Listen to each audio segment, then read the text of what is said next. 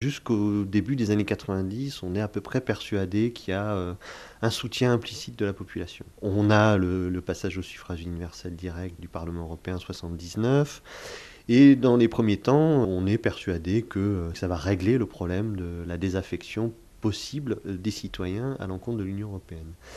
Au moment de Maastricht, donc une série de consultations par référendum, on se rend compte que c'est ric-rac en France, que les citoyens ne suivent plus nécessairement, mais on ne va pas pour autant changer le modèle. Et on va renforcer les politiques de communication.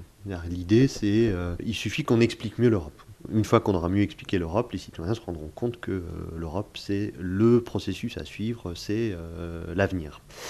Mais là encore, ça ne marche pas très bien. 1994, surtout les élections de 1999, première fois où l'abstention dépasse la participation au Parlement européen, entrée des partis eurosceptiques au Parlement européen. En France, le Front National fait un bon score. On commence à prendre vraiment la mesure de la nécessité de consulter. Mais ça passe encore là plutôt par la société civile.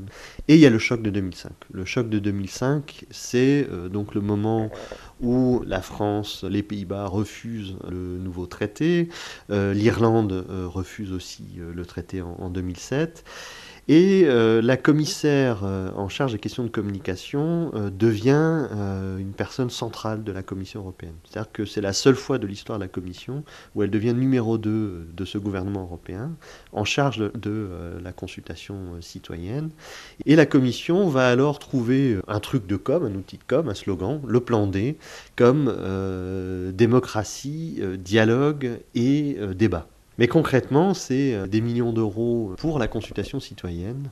Donc on va organiser des initiatives citoyennes européennes, des consultations citoyennes européennes, et toutes les institutions européennes s'y mettent. Et pendant donc toute la mandature de Margot Wallström, qui est la commissaire suédoise en charge de cette question, on va mettre en place un ensemble de programmes, mais qui vont s'arrêter avec son mandat en 2009, non pas parce que la Commission a changé son diagnostic, c'est simplement qu'on a introduit dans les traités une consultation citoyenne légale, qui sont les initiatives citoyennes européennes, qui est un droit de pétition pour les questions européennes. Donc sur le papier, dans les traités, la démocratie européenne fonctionne sur deux jambes. D'une part, la démocratie représentative, et c'est le Parlement européen qui doit faire ça, et d'autre part, la démocratie participative, les initiatives citoyennes européennes, dont dont le lancement aura lieu en 2012, mais qui, il faut le reconnaître, ne marche pas bien.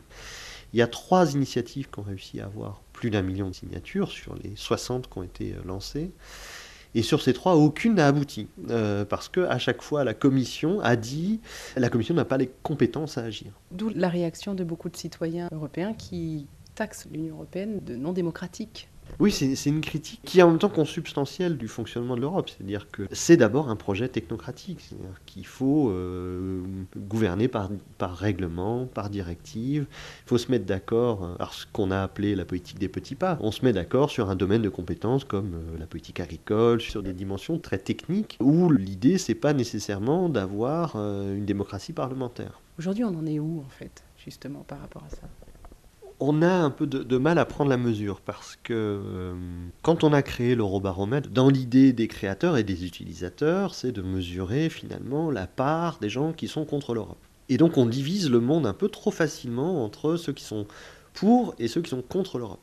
Mais l'énorme majorité des citoyens sont et pour et contre, ni pour ni contre, ou un peu pour et un peu contre, et ils n'en savent pas trop. Ce qui ressort d'un ensemble de littérature plus qualitative, c'est-à-dire quand on interroge vraiment les gens, tout ce qui ressort de ces travaux, c'est qu'avant d'avoir une opinion publique contre l'Europe, on a plutôt un gros paquet d'euro-indifférence. C'est-à-dire que c'est compliqué, on n'y comprend rien, et donc on est plutôt indifférent. C'est-à-dire qu'une des réponses qui revenait régulièrement dans nos entretiens, c'est « ça ne me concerne pas ». Je ne sais pas quoi en dire parce que j'ai pas vraiment d'avis. Ça génère, on le voit déjà, politiquement une abstention aux élections européennes. Et puis, comme on ne parle pas d'Europe, on est toujours dans cette division du monde en 2 catégories. Elle n'a pas une base sociologique réelle, mais elle a une base politique réelle.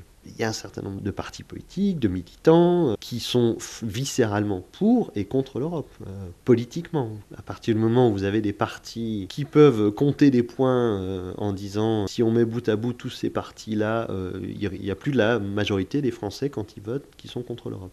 Et le problème, c'est que du côté des euro-supporters, on a du mal aussi à renouveler le discours. C'est-à-dire que une fois qu'on a dit l'Europe c'est bien pour la paix, il y a toute une génération pour qui ça ne fait plus sens. Donc qu'est-ce qu'on dit ? Sur la question des migrants, ça ne marche pas très bien. Sur la question de la gestion de la crise de l'euro, ça ne marche pas très bien. Donc de dire c'est le meilleur projet qui existe, parce que sinon, sur l'économie mondiale, on va perdre toutes nos parts de marché. Vous voyez, on rentre tout de suite dans une dimension un peu technique. C'est pas ça qui mobilise les troupes. Donc c'est plus simple de dire tout ça c'est l'Europe, c'est des méchants, on va en sortir et on sera mieux heureux entre nous.